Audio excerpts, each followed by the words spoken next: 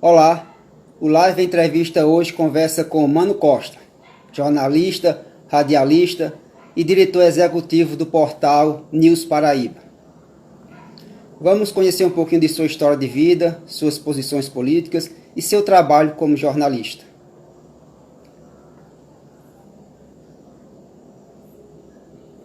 Fábio Jair, boa noite, seja bem-vindo. Netinho, boa noite, seja bem-vindo, um abraço.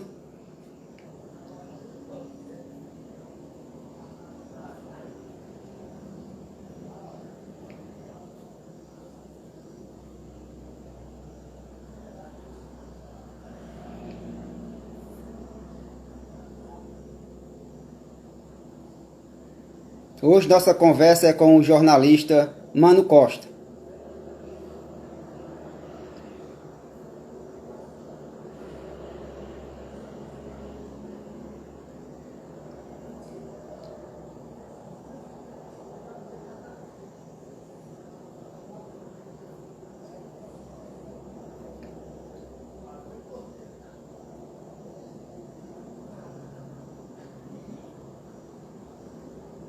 Só aguardando a presença do nosso convidado.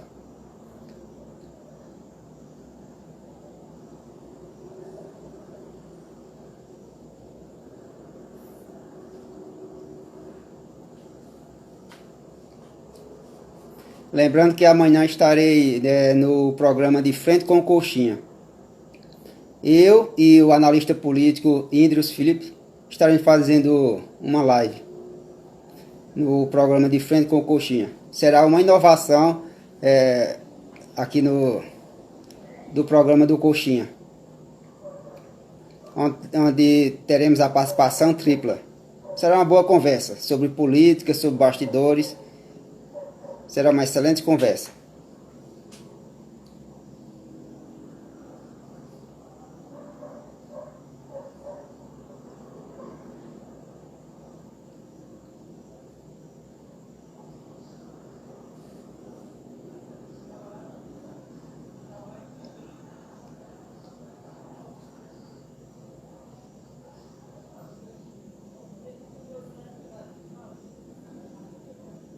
Obrigado, Fábio, pela referência. Eu acredito que o intuito dessas lives, tanto as minhas como o programa de Frente com Coxinha, é levar informação e conscientização às pessoas. E assim as pessoas conhecem um pouco também, tanto de político como de bastidores políticos. E um pouco de seus agentes políticos. Até porque nós não podemos ficar ausente desse cenário.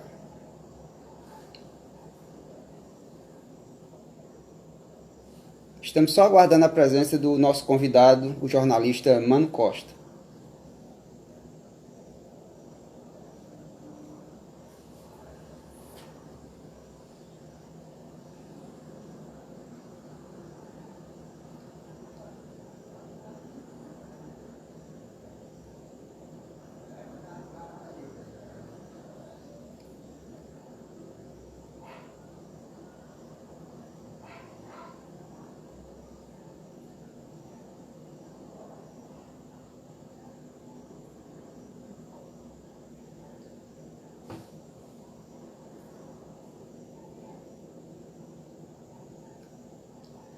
Petrone, boa noite, seja bem-vindo, um abraço.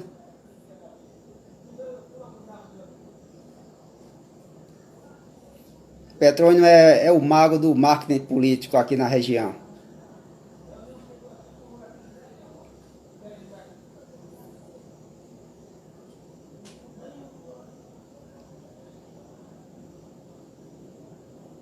Estamos só aguardando a presença do nosso convidado.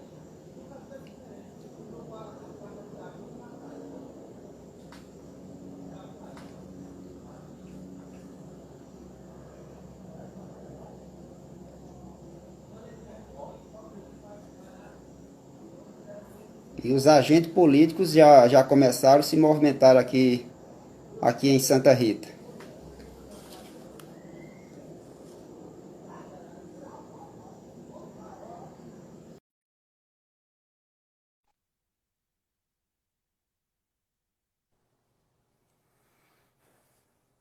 Olá, Mano Costa. Seja bem-vindo ao Live Entrevista. Oi, Arlindo, boa noite a você e a seus espectadores. Uma satisfação estar contigo aqui, meu irmão. Primeiro, eu quero te agradecer por ter aceitado o convite para a gente conversar e você também contribuir com esse projeto aqui, esse projeto que é o Live Entrevista. A satisfação é toda minha. Essa oportunidade da gente conversar e dialogar sobre a cidade, sobre as coisas importantes que a gente Pra cá- considera para chegar à população, eu acho que é bacana. Enfim, eu acho que a união de forças é o que nos move no final de contas. É uma grande satisfação minha. Para aquelas pessoas que ainda não o conhecem, quem é Mano Costa? Mano Costa é um cidadão de Santa Rita, 44 anos, filho de uma professora, filho de um funcionário público, que nasceu e se criou na cidade.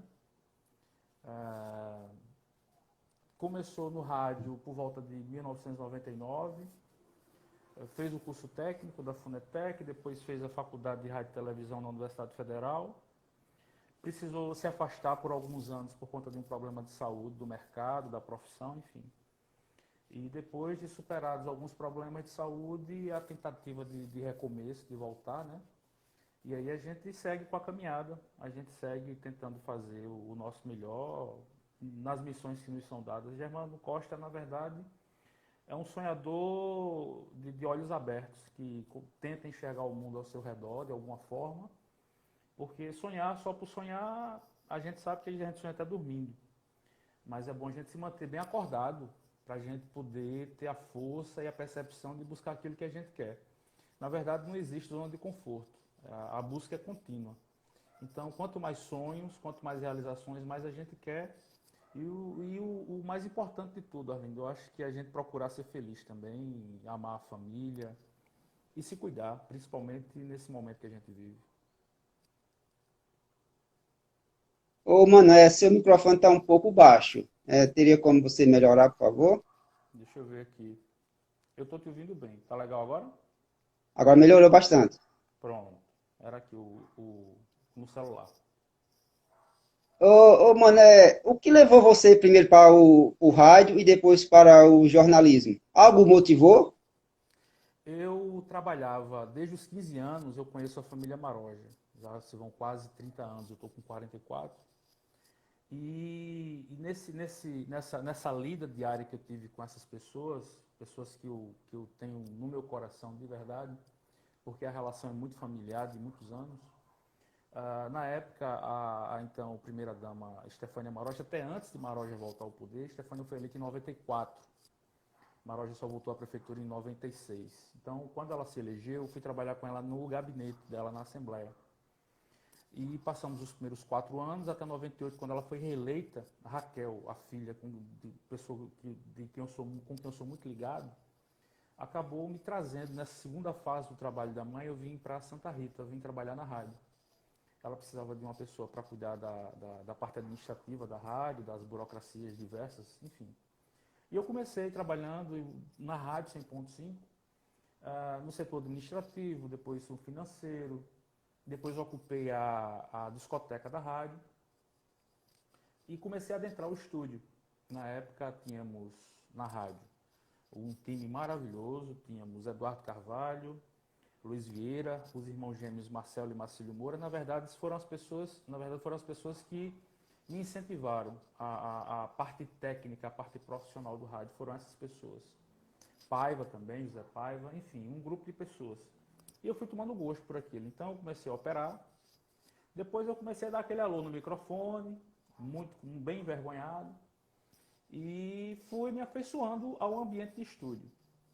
Acabou que nos finais de semana eu acabava trabalhando como folguista, cobrindo o horário dos locutores que folgavam, e fui me incentivando mais. Até então não era a minha meta ser profissional da comunicação. Fiz o primeiro vestibular para administração, na época era o PSS, o processo seletivo, seriado, e eu ainda me lembro que passei em administração na primeira fase da prova do vestibular. Nas provas do terceiro ano fiquei no caminho. No ano seguinte, a rádio já era uma realidade, eu já estava por dentro da coisa toda, e fiz o vestibular para a Rádio TV, passei, turma 2003.2. E como eu te falei, no meio do caminho, no segundo período mais ou menos, eu tive um problema. Eu tenho uma doença autoimune chamada lúpus. Talvez eu seja o único da minha família que tem esse problema. E esse problema, quando ele está ativado, ele faz o nosso sistema imunológico atacar como corpo estranho tudo que não é sistema imunológico no nosso corpo.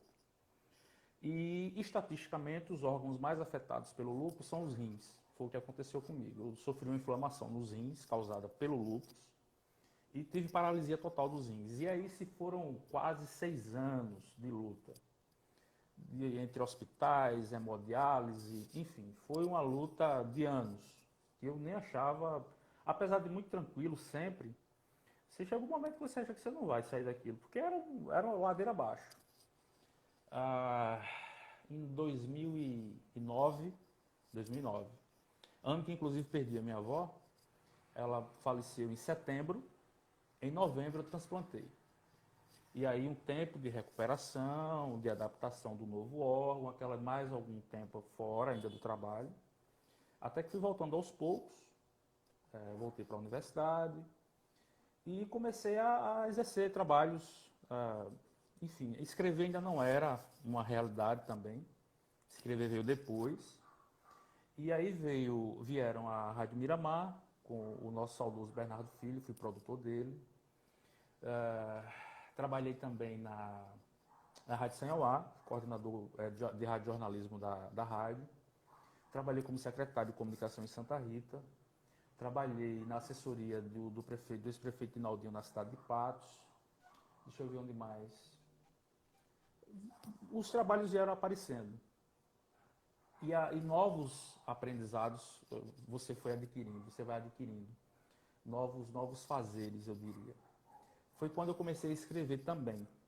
E aí o jornalismo começa a fazer parte da minha vida. Até que 2016, até 2016 estive na SECOM. 2017, fevereiro de 2017, já era uma ideia que eu vinha amadurecendo há algum tempo, de meses atrás. Quando chegou o início de 2017, eu disse, eu acho que está na hora de colocar o portal no ar. E foi quando o News Paraíba surgiu. De muita reflexão, de pensar, de pesar, na verdade, os prós e contras. E eu disse, eu vou encarar essa missão. Meu amigo Fábio Bezerra, daí de Santa Rita, um programador de mão cheia, um dos melhores design gráficos também do estado da Paraíba. E hoje um cara que programa muito, muito mesmo. Foi quem fez o primeiro News Paraíba, foi ele. Na verdade, o momento não era bom, financeiro, político, estava dando tudo errado. E eu posso dizer que hoje, um cara a quem eu devo de ter o Portal News Paraíba no ar, o primeiro passo que foi dado foi através de Fábio, assim como o blog do Mano Costa, que nesse momento está um pouco fora do raio, mas esse ano ainda ele volta ativa. E eu ganhei de presente um portal, registrei o domínio, e ganhei de presente o portal e o blog de Fábio. E comecei, Arlindo, não é fácil. O mercado é muito pulverizado.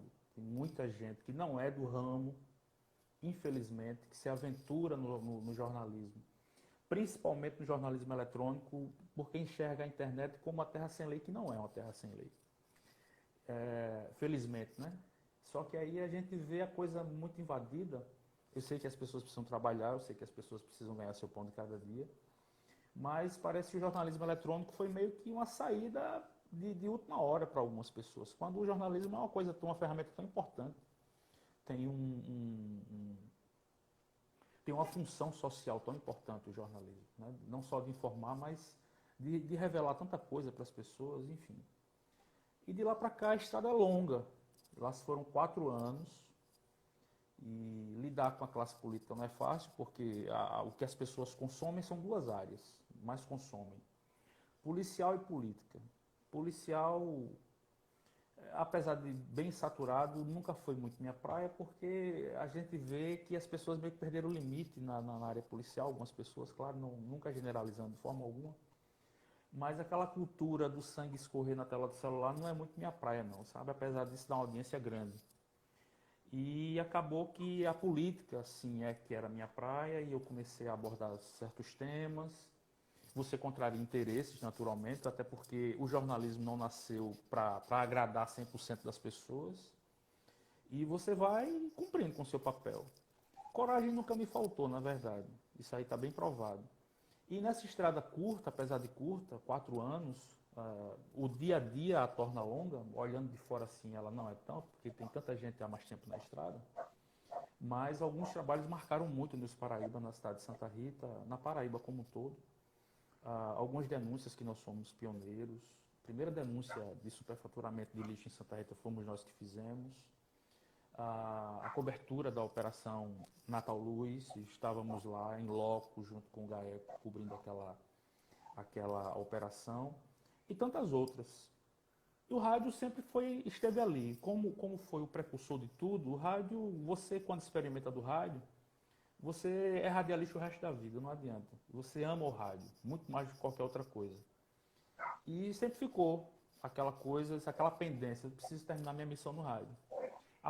As conversas com Raquel, para a gente dar início ao projeto Nilson Paraíba no rádio, já vinha de muito tempo, mais de um ano que a gente conversava, até que surgiu essa última conversa, o ano passado, e no dia 10 de outubro nós estreamos com o Nilson Paraíba, que o programa de rádio é que é um braço do portal, né? O portal já vem na estrada há mais tempo, e não é fácil consolidar a audiência. A gente, graças a Deus, está vendo agora, quase 6 meses, dia 10 de abril faz 6 meses que o programa está no ar, é quando a gente começa a sentir a repercussão do rádio, ou seja, do programa. Ou seja, tudo na vida, tudo na vida. Perseverança, persistência e trabalho, suor. Sem isso a gente não vai para canto nenhum. Ou você se entrega e está disposto a pagar o preço, ou você não vai sair do lugar para nada. Nem para trabalho, nem para relações pessoais, amizades, relações profissionais. É difícil, mas a gente está aqui na estrada para experimentar e para tocar o barco. É mandar um abraço para o professor Helry, para o vereador Cássio Barbosa, para o vereador Alisson, que está nos acompanhando também. Marina Tagino, que entrou agora, agradeço a todos que estão nos acompanhando. Mano, aqui no live entrevista, deixa eu só reformar, deixa só eu reforçar. Fica à Arlindo, vontade. nosso amigo Neto, nós temos aqui, ó, a Alana Lucena, está aqui assistindo a gente. Ela, Leandro Borba, também estava com a gente mais cedo. São atualmente, eu sou subordinado dessas pessoas hoje, eu sou funcionário comissionado da Prefeitura de Cabedelo, então estamos aqui com a Alana, é a secretária adjunta de comunicação de Cabedelo e esposa do vereador Edivaldo Neto, que é líder do prefeito Vitor Hugo, e também estávamos com Leandro Borba, que é o secretário de comunicação. Além dos meus amigos Alisson Gomes, que é um parceiro, um irmão, professor Hilton e professor Arri também, a quem a gente manda um abraço forte, viu, Arlindo? E agora entrou o doutor Enéas, que está com a gente, o Enéas, um Fábio amigo, também. cara. Engraçado que Enéas tem uma história interessante, Arlindo. Eu conheci Enéas um mês atrás. E na hora que Enéas ia entrar no estúdio para me conceder uma entrevista, Marcos Ferraz, o contador, o nosso amigo Marcos Ferraz, foi quem disse: olha, manda um abraço para o meu amigo Enéas, neto de Moraes, filho de Farinha, de Anjinha. Aí acabei descobrindo que Enéas é filho de um pai e de uma mãe que são amigos dos meus pais. O meu pai também é falecido assim como o dele, o falecido Farinha. E Anjinha também, amiga da minha mãe, ou seja, era uma pessoa mais afeiçoada a mim do que eu pudesse imaginar. Eu não conhecia e parece que a gente se conhece há anos. Mano, aqui no live entrevista, o jornalista João Costa, ele disse que não há jornalistas imparciais. O que você acha dessa declaração? Concordo plenamente. E eu tenho uma tese para lhe dizer, é tipo um mantra para mim, Arlindo. Veja bem, o jornalismo, ele é imparcial. O jornalista não. Nós somos seres politizados, nós somos seres cabeças pensantes. Nós não podemos, não há a mínima condição da gente ser imparcial em absolutamente nada na vida. Para tudo na vida, nós temos uma opinião formada. Absolutamente tudo.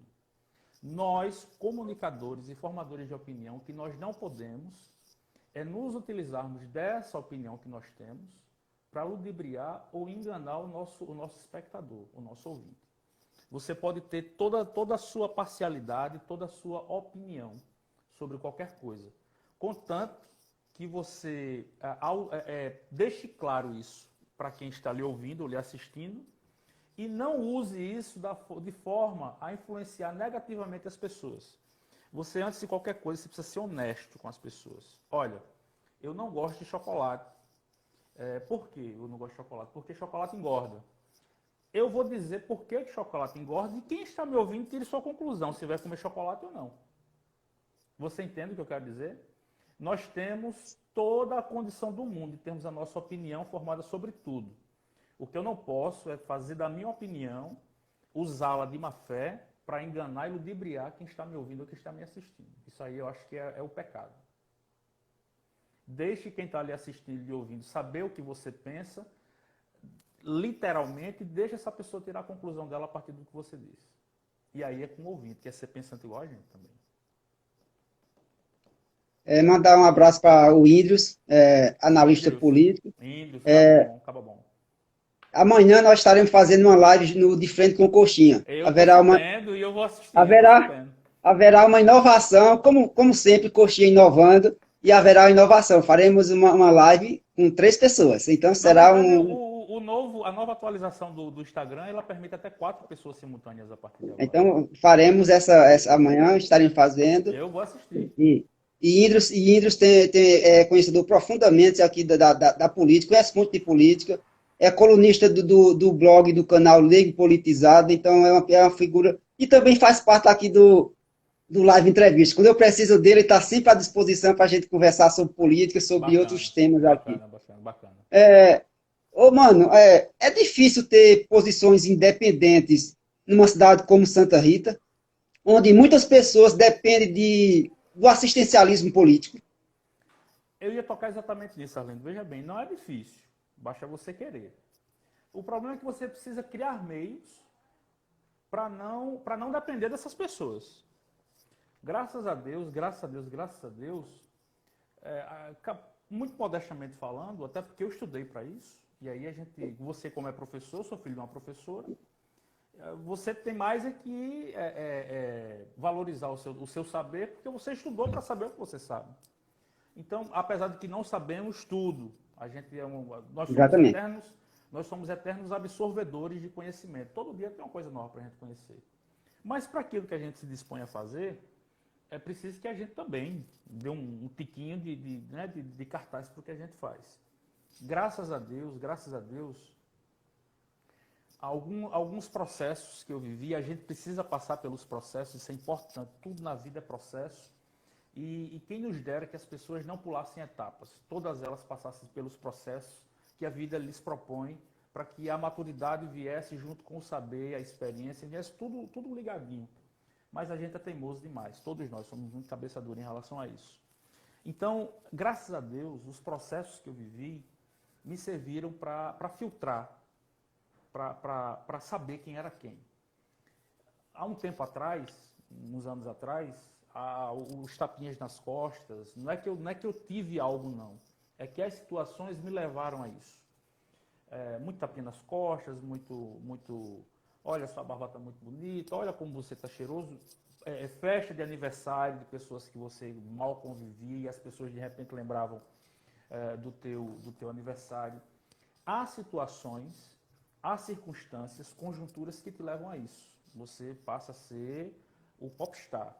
O que você precisa é ter isso aqui para entender que aquilo ali não te faz popstar e tudo é cíclico, é efêmero demais, vai passar. Daqui a pouco a vida volta ao normal. E é exatamente para isso que precisam os processos. O que é que eu quero dizer com tudo isso? É que em Santa Rita as pessoas se bitolam. Existem um grupo de pessoas que vivem estritamente de gestão após gestão, de prefeitura, de prefeito, na verdade. E só lamento por essas pessoas. O que nós precisávamos fazer enquanto profissionais, sábado eu conversava com um vereador, um amigo nosso, vou preservar a fonte, o nome, perdão, até porque não foi informação. Mano, seu áudio continua baixo, o Rony Peters, um abraço, Rony, tá reforçando que continua baixo. Um abraço, Rony, obrigado pela audiência. Chegou aí, Rony? Agora sim, agora melhorou. Tava embaixo da lapela aqui, da gola da camisa. Então, Sim, continua. que pena que essas pessoas não saem dessa zona de conforto, que não tem de conforto, não tem nada, Arlindo, porque você esperar a mudança do prefeito para se ajoelhar e se humilhar a cada inquilino diferente que tem, a cada 4 ou 8 anos naquela cadeira, é humilhante. Você ter que sustentar sua família, ter que manter sua casa e ter que depender da boa vontade de alguém para te dar, para te oferecer o teu meio de subsistência. Isso é muito complicado. Então, desde 2017, quando eu encerrei minha passagem na gestão de Netinho, encerramos aquele ano de 2016, que foi um pesadelo para todo mundo, e as razões pelas quais passamos aquilo, eu, ele e algumas pessoas já discutimos isso à exaustão. A essa altura do campeonato, nem resposta para aquilo tem mais, passou, mas para limpar as penas do que nós passamos naquele ano terrível de 2016, foi muito difícil. E é aí, exatamente aí, onde você entende, quando você, não diria fundo do poço, que não chegou a tanto, mas quando você olha ao redor, que você vê quem ficou, é que você percebe com quem você pode contar e caminhar. E aí é onde entra um traço de caráter importantíssimo que você não pode, você é um ser humano, não pode deixar nunca, jamais para trás. Gratidão, Arlindo, é traço de caráter. A ingratidão, para mim, é a falta dele. Então eu tenho meia dúzia de pessoas com quem eu pude contar, que me acompanham desde então, e é aí onde eu saio daquela zona de conforto, daquela pseudo-zona de conforto, que me fazia não sei esperar pelo quê, e ir buscar novos ares. Não me tornei um cara rico, jamais, mas todo o problema que eu tinha, toda a limitação, toda a privação que eu pudesse me oferecer, ela acabou quando eu saí do meu cercadinho e fui buscar novos horizontes.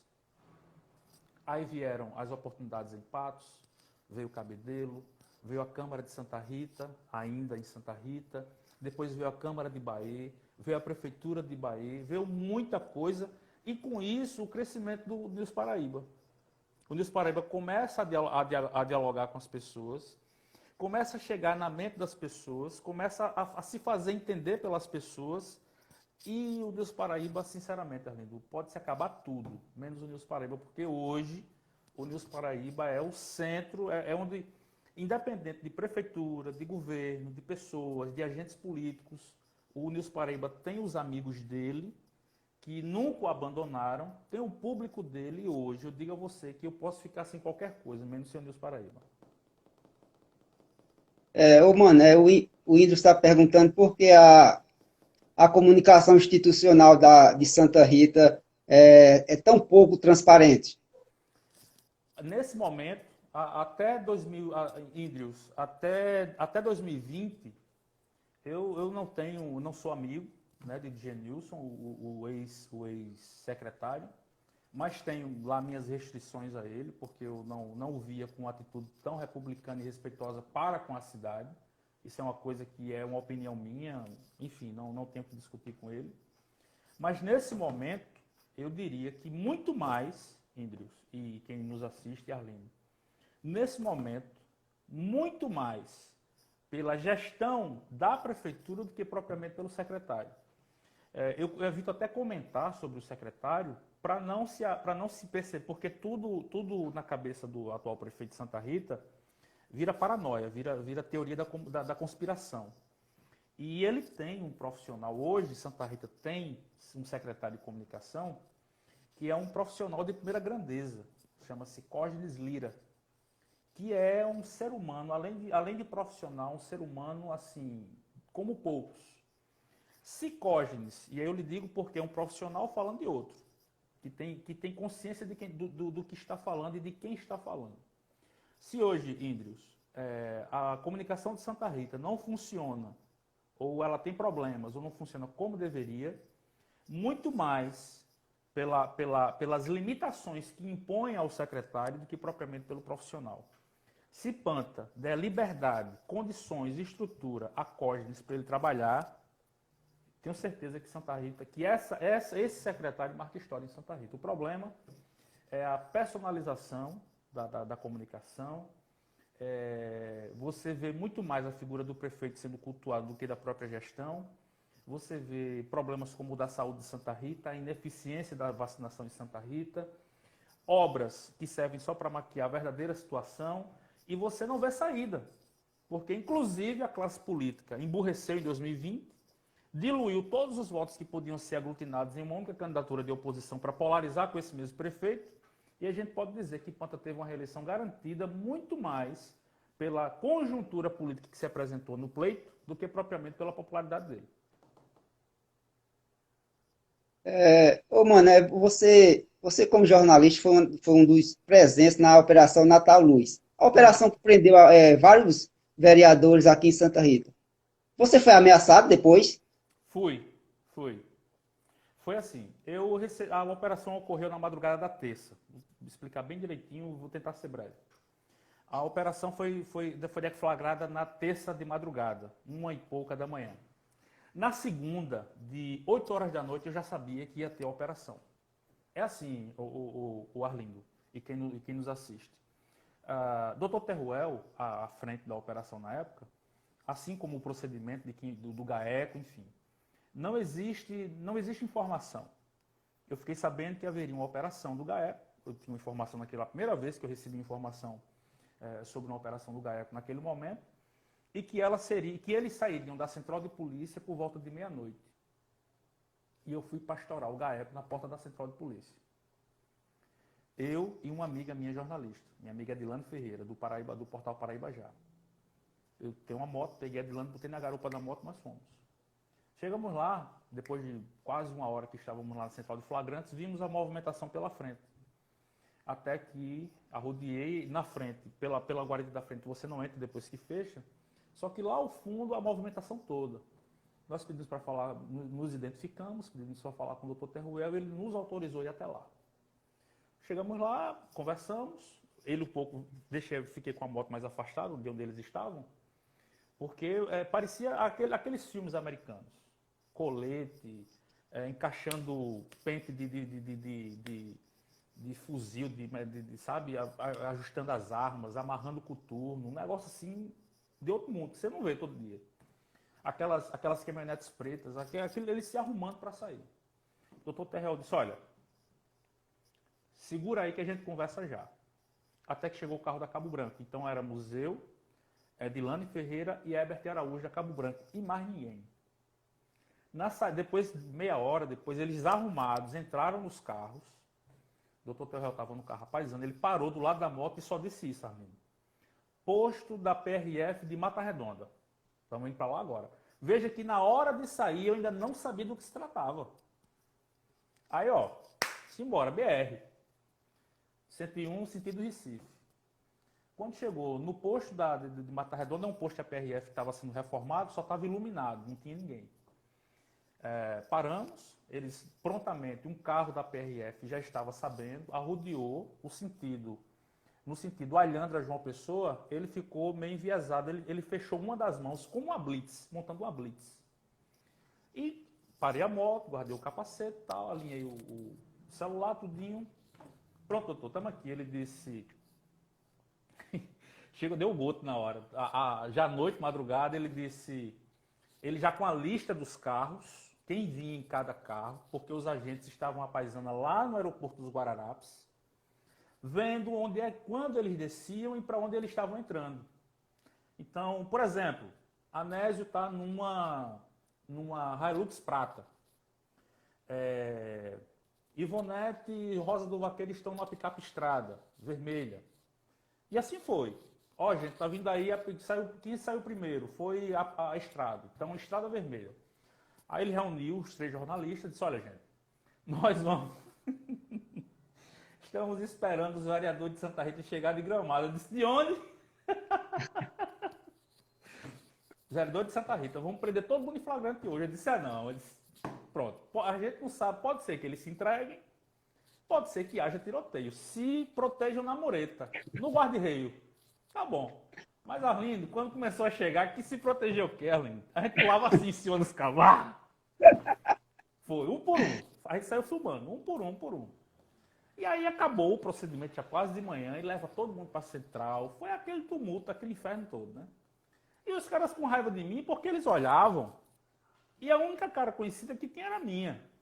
Ora, eu entrevistei a Nésio no dia, eu dei a oportunidade deles falarem, eles não quiseram falar, por orientação, sabe lá Deus de quem. E foram eles, o GAECO separou lá um espaço na estrada, só vão ficando aí. Quem ia chegando ia ficando lá, detido.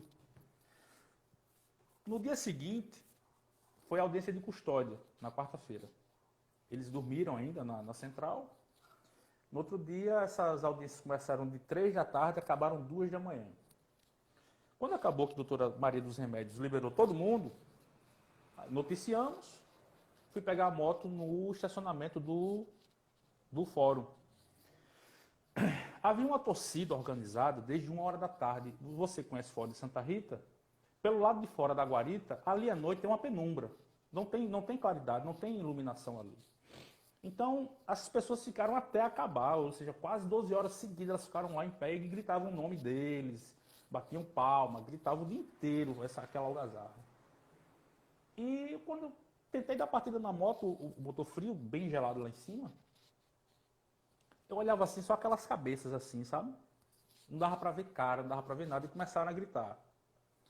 Venha pra fora, Mano Costa, hoje você daqui um passe. Venha pra fora, venha, tire sua máquina pra fotografar agora, Mano Costa. Hoje você não chega em casa não, e começaram. Eu desci da moto, voltei lá no fórum, acho que foi capitão, já é major, né? Major Lima, estava lá mais cedo, eu procurei, ele já tinha ido embora. E eu falei com um dos policiais que estavam lá durante o dia todo, expliquei o que estava acontecendo e a polícia me escoltou para eu sair do fórum. Pararam uma viatura de frente com o farol olhando para fora e o policial e um sargento abriram um corredor para eu passar. E aí, toda sorte de xingamento, de ameaça que você puder imaginar, inclusive do pai de um vereador que estava lá na hora. E eu tive que prestar uma queixa. Liguei no outro dia para Teruel, expliquei o que estava acontecendo, ele pediu que eu fosse lá na central e prestasse uma queixa. E na queixa, eu disse que atribuía aquele movimento, me sentia que a responsabilidade era daqueles vereadores. E essa frase específica no boletim de ocorrência foi o suficiente para que se movesse um processo, 2 processos cada um. Foram 12 pessoas, cada uma moveu um processo criminal e um cível, porque eu disse que a responsabilidade pela minha vida eu atribuía aos vereadores naquele momento. Enfim, para resumir, essa audiência foi em março desse ano, já era pandemia já, né? Não, março do ano passado, perdão, março a gente está agora. Pronto, faz um ano, vai fazer um ano agora, que houve a audiência. A operação foi em novembro, começou ali no início da pandemia, acabou que foi até remota, fiz aqui do meu home office, de onde eu estou agora, e o meu advogado, doutor Luiz Pereira, conseguiu um acordo, e segundo o que foi colocado na audiência, é que o motivo das ações era por conta da frase, precisavam que a frase saísse do boletim, e por orientação do meu advogado, aceitei o acordo de retificar o BO, de manter a queixa que eu fiz, de que fui ameaçado, e retirar a frase de que eu atribuía a responsabilidade daquilo aos vereadores. Feita a retificação, fui na central, fiz a retificação e o meu advogado anexou esse BO retificado aos autos e eles cumpriram, né? Estava condicionado a retificação do BO ao arquivamento dos 24 processos, 12 no cível e 12 na esfera criminal. Cada um ainda tem mais essa, viu, Armindo? Cada um pedia na civil indenização, cada um de R$ 40 mil. Aí, É uma inversão total de valores, né? ele me falou, o doutor Luiz Pereira, mano, a gente ganha, só que imagine os caras protelarem 24 processos, quando é que a gente vai terminar isso? Vamos fazer o acordo e a gente encerra hoje, foi o que aconteceu. Mandar um abraço. Pode falar. Mandar um abraço para Renato, da Saúde, está nos acompanhando, e Maximino, que também está nos acompanhando. Minha amiga Janaína, ela é agente de saúde, lá daquela unidade de saúde vizinho ao Aníbal Limeira, que me faltou o nome agora. Beijo, Ana. Continua, pode continuar, mano. Um dos pedidos, na hora de firmar o acordo lá, estava online todo mundo, e redigindo o acordo, os advogados sim, exigiram que eu apagasse todo aquele conteúdo das minhas redes sociais, estava no acordo, acabou que eu tive que apagar, e queriam me proibir de tocar no assunto depois do acordo. Aí o doutor Luiz Pereira disse, não, aí vocês estão querendo demais, isso é cerceamento, não pode, de jeito nenhum. Cerceamento a liberdade de expressão. Queriam me proibir de tocar, de voltar a noticiar a Operação Natal Luz. Aí isso também não entrou no acordo, por isso que eu Aí é estou falando de exagero. boa aqui hoje. Mano, eu vi diversas reportagens no News Paraíba sobre o doutor Enéas. Hum, É, você, você é o mentor você é o mentor político de doutor Enéas? Tá não, criando a figura, tá criando a figura política para suceder Panta? olhe, talvez trabalhar a imagem da figura política, sim. Até porque uma das atividades da minha empresa é de assessoria política. O portal, e eu tenho a habilitação, o KNAI da minha empresa é para assessoria e consultoria. Então, está dentro das minhas atribuições, né, do que eu faço. Mas o doutor Enéas já chegou com a ideia muito formatadinha já. Na verdade, quando nós conversamos, é um cara que se trata de uma pessoa que sabe bem o que quer. Ele já sabe exatamente o que ele quer e onde ele quer chegar. O que eu espero de verdade é que pela renovação, né, do quadro político, pela oxigenação, pela capilarização do quadro político, do processo político em Santa Rita, seja uma figura que de fato vingue, de verdade. Condições para isso ele tem, intelectuais, técnicas e políticas. É um cara que entende muito do que está falando, um cara extremamente consciente daquilo que está fazendo. O que eu espero é que, primeiro, dê certo, que vingue, que evolua e que chegue aonde quer, e que, estando lá, não nos decepcione, que seja exatamente isso que ele tem se mostrado hoje. É o que eu desejo para a Enéas, é isso. Ô, mano, agora, falando como um conhecedor de política, você não acha que ele comete um erro em antecipar a campanha de 2024 em 2022? Que ele já se declara praticamente um pré-candidato em 2024. Isso Na não é um erro verdade, político? o que eu tenho conversado com o Enéas é que ele diz que quer passar por 22 e que a eleição em 22 será plebiscitária para 2024. Eu acho que ele deve obedecer o processo, né? As etapas, não pegar o atalho. Na minha opinião, ele precisa trabalhar bem para, não diria, talvez nem precise ser eleito, mas que seja bem votado em 2022 para chegar forte em 24. Aí sim, acabando 22, ele faz as devidas análises, faz a autocrítica necessária, se for preciso, se for o caso, para 2024 ele trabalhar o projeto. Que isso aí, é claro, ele tem dito a todo mundo que quer chegar em 24, mas ele tem ainda uma etapa a cumprir que é 22. Ele tem que sair fortalecido em 22. Só figurar em 22 ele já sabe, ele tem consciência que ele não pode só figurar. Mano, na política local aqui, como você viu o resultado das eleições em Santa Rita para o Legislativo? Legislativo, eu sou suspeito de falar, nem porque segurei, até porque eu iniciei o programa há um mês e alguma coisa da eleição, e eu procurei, como eu não tinha 10 sábados até a eleição, a partir de quando eu comecei, eu não tinha como convidar todos os candidatos para entrevistá-los. Aí o que foi que eu fiz? Eu anulei o debate eleitoral, digamos assim. Eu passeei pelo debate político, mas não entrei na esfera eleitoral para não parecer que eu estava fazendo apologia a candidato A ou B e isso levar problemas para a rádio, né? Não só para mim, mas para a rádio também. Em relação ao legislativo, eu vou dizer o seguinte: eu tenho um parceiro, um irmão, que depois eu acabei dizendo, olha, meu vereador, e eu tenho orgulho, muito orgulho de ter votado nesse cara, que é o vereador Alisson Gomes. Nós estivemos juntos em 2016, perdemos a campanha. Uma das pessoas que eu posso dizer a você, que naquele processo todo de 17, de quando eu olhei para os lados e meia dúzia ficou, ele foi um cara que não soltou minha mão até hoje, e soltar a mão envolve muita coisa, envolve parceria, envolve aconselhamento, envolve a presença, dizer, olha, estou aqui, eu acho que isso é o mais importante. Alisson é um dos quadros, talvez hoje, o mais qualificado dessa legislatura. Algumas decisões políticas dele, isso é claro, é notório, não concordo, principalmente com o alinhamento hoje com o prefeito, mas é uma decisão política dele, eu preciso respeitar, até porque minha relação com ele não depende disso. Então ele segue o caminho de vereador dele e o meu amigo caminha aqui do meu lado, e assim a gente vai convivendo, até porque a gente vive uma democracia, eu não posso impor uma ditadura logo para um cara que foi eleito democraticamente com o meu voto, né? Exatamente. Mas aí a gente olha para o quadro. Uma bancada de ampla maioria de situação. Infelizmente, isso eu critiquei muito, até antes da operação, viu, Arlindo? Nós tínhamos, infelizmente, eu fiz questão de comentar isso outro dia no programa de rádio, para não ficar parecendo de que a pessoa semi-alfabetizada ela é burra, o que merece, o que desmerece do nosso respeito. Não, muito pelo contrário. Até porque tem muito senhorzinho aí que nunca estudou, nunca pegou no lápis na vida, que a experiência prova de que ele sabe muito mais do que muito acadêmico que tem aí. Então, não é a questão de ser alfabetizado ou não.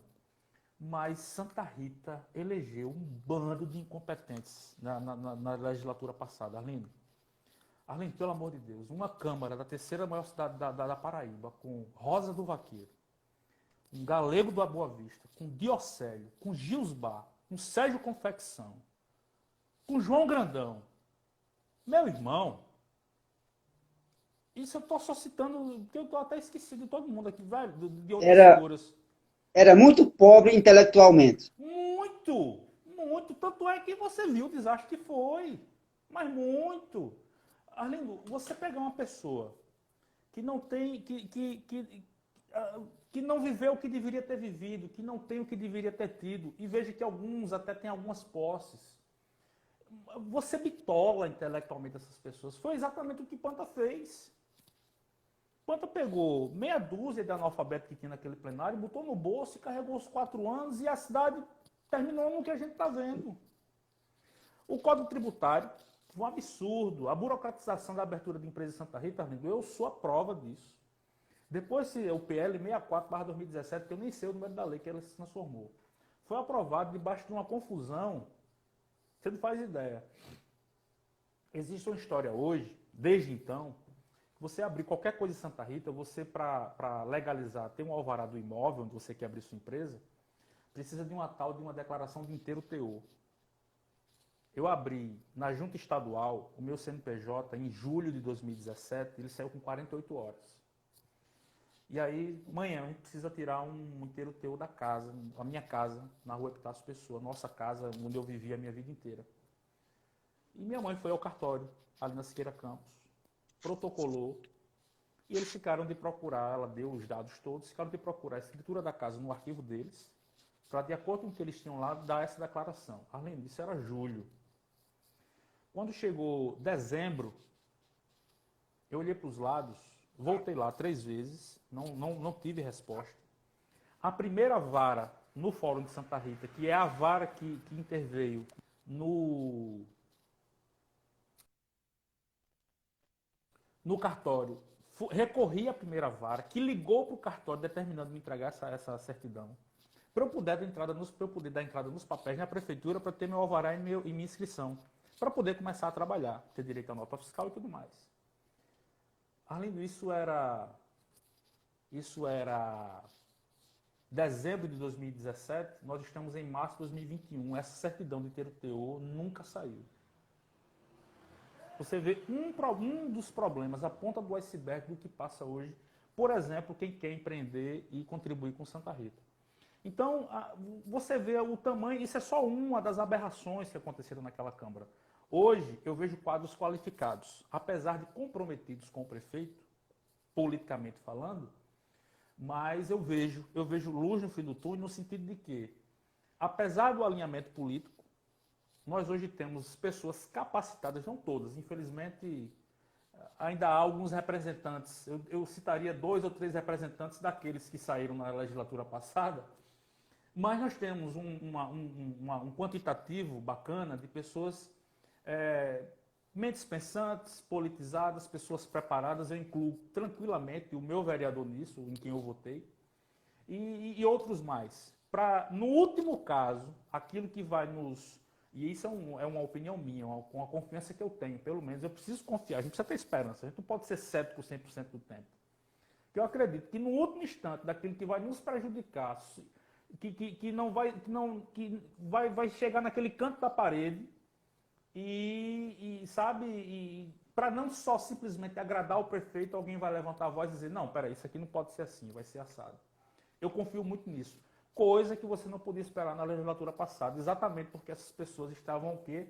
Dentro do bolso do cara, bitoladas por ele, seguindo ele cegamente, balançando a cabeça, e a gente não pode simplesmente ter um legislativo desse jeito, Arlindo, é complicado, principalmente para Santa Rita.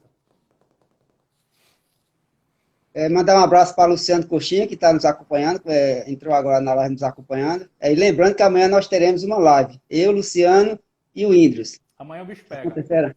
Acontecerá às 20 horas. Mano, agora você já disse que votou em Panta. O que aconteceu? Sim, já votei em Panta 2016, verdade. O que aconteceu de aliado a um crítico ferrenho da figura política de Panta? Antes de tudo, Arlindo, é o seguinte, é preciso que se entenda uma coisa. Panta nunca me prometeu nada e eu nunca pedi nada a Panta, ou seja, nós nunca, em tempo nenhum, tivemos qualquer tipo de acordo. Panta foi um cara que foi o médico do meu pai morreu do coração. Panta queria operá-lo, fazer uma ponte mamária, meu pai tinha problemas sérios no coração, meu pai tinha, das 3 artérias, eu acho que é assim, 2 com 100% entupidas, e tinha uma só que tinha 10-20% só de capacidade de bombeamento do coração. E meu pai tinha uma repulsa total e completa pela cirurgia. Morreu porque não quis operar, a verdade é essa. E acabou que criou-se essa relação por conta do meu pai. Eu achava que se tratava de um amigo, mas aí, enfim.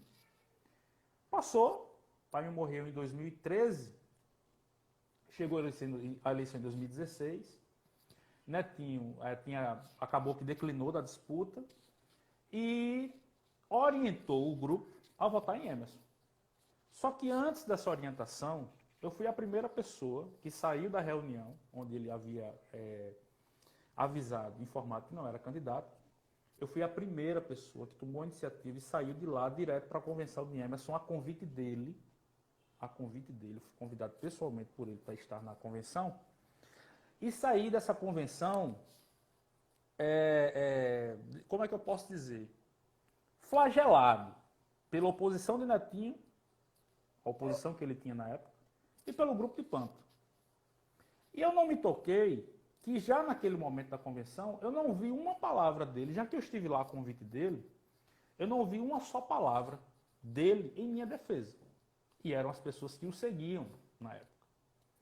Passou, eu sempre muito intenso no que eu faço, repito, ele não me pediu nada, e eu parti para uma campanha. Como eu ainda estava trabalhando, eu não podia estar nas ruas. Então eu sentei a vara no Facebook. Cheguei a ser ameaçado de morte 2 vezes durante essa campanha em 2016, em virtude dos meus posicionamentos e do enfrentamento que eu fazia aos opositores dele. Uma das vezes, inclusive, na porta da casa da minha irmã, na rua Eurico Dutra, no bairro Popular. O cara parou um carro, uns 5 metros depois de mim, baixou 2 dedinhos do vidro e gritou. O vidro fumeu, eu não sei, não faço ideia de quem se tratava, e disse que minha hora estava chegando. Ok. Passou a campanha, Panta ganhou, teve o negócio lá do recurso lá que Fux acabou julgando, mas no íntere, entre outubro e janeiro, as pancadas no governo que o ajudou a eleger, porque Santa Rita precisa saber, Netinho foi um dos grandes patrocinadores da campanha de Panta em 2016. O pago que Panta dá hoje é Netinho, e eu sou amigo de Netinho, não tenho procuração nenhuma. Eu já fui funcionário, empregado de Netinho, da gestão de Netinho, já fui subordinado a ele, mas desde 1º de janeiro de 2017 eu sou só amigo de Netinho. Inclusive foi até ventilado na época que o Nils Paraíba e eu estávamos a serviço de Netinho. Ora, só se for Netinho mesmo. E aí começaram as pancadas. Eu me lembro até de um episódio de um jornalista muito famoso aqui na Grande João Pessoa, muito bonito. Eu vou dar essa dica, que de ser bonito. Resgataram uma foto minha numa viagem que nós fizemos, um grupo que trabalhava na educação de Santa Rita, em 2011. Nós fomos comemorar a data, o dia do servidor público em Natal. Nós tiramos uma foto, eu e 2 amigos, que eram da gestão também, são de Santa Rita, e resgataram essa foto em 2011, Arlindo, na época, salários atrasados, lixo, aquele inferno todo, pegando fogo lá dentro de Santa Rita. E resgataram essa foto e disseram, olha, Santa Rita, o prefeito não paga salário de servidor, a cidade está debaixo de lixo, mas o secretário está aqui luxando num resort lá em Natal. Essa foto era 2011, nós estávamos em 2016. Quando começou, Arlindo, o governo em 2017, talvez para me manter afastado e ter a desculpa de não me dar aquilo que eu não pedi, começou um processo de difamação, que até a suspeição de que eu havia assinado notas frias e desviado dinheiro da SECOM na época, isso foi levantado.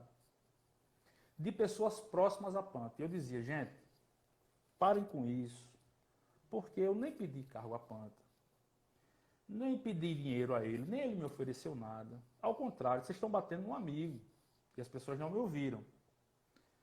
Fiz chegar a ele essa história. Hoje ele disse que não sabe nada, que nunca disse nada. Arlindo, tem uma coisa que para algumas pessoas ainda é mais importante do que dinheiro, se chama respeito. Eu nunca quis nada, cargo nenhum do governo de Panta.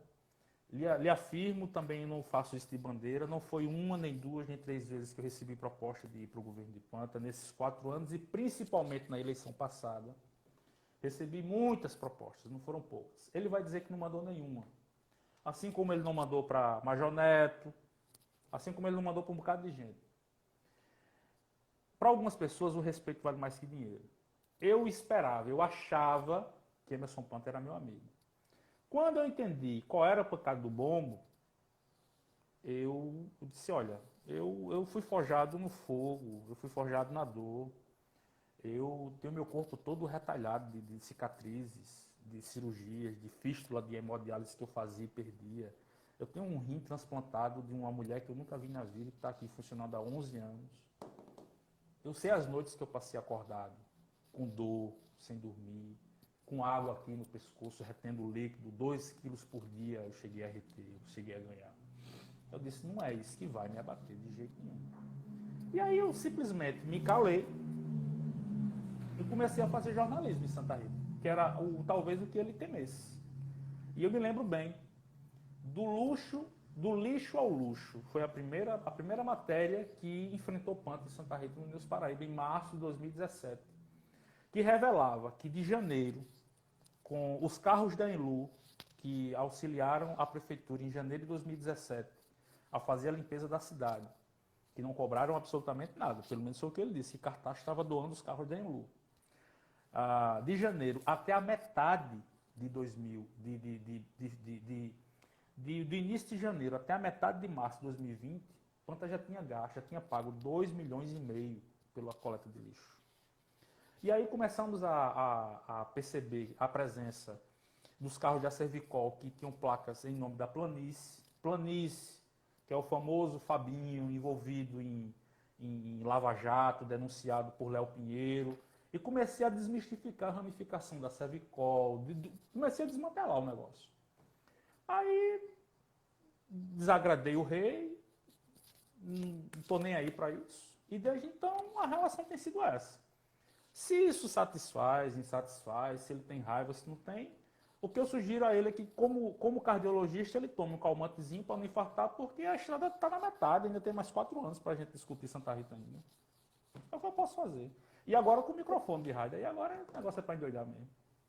Ô, mano, estamos chegando ao final da nossa conversa. A gente passaria aqui 2 horas conversando, a gente tem muita conversa ainda para a gente conversar, mas nós temos ainda 20 segundinhos para a gente É porque eu sou meu terminar. prolixo mesmo, eu sou meu prolixo mesmo, viu? Eu queria demais te agradecer, cara. Obrigado mesmo. E a gente faremos, Satisfação é minha, meu irmão. eu farei outra live com você, viu? Obrigado mesmo. Estou à disposição. Você chamar, a gente está por aqui. É só dar o toque que a gente chega. Obrigado, gente. Abraço.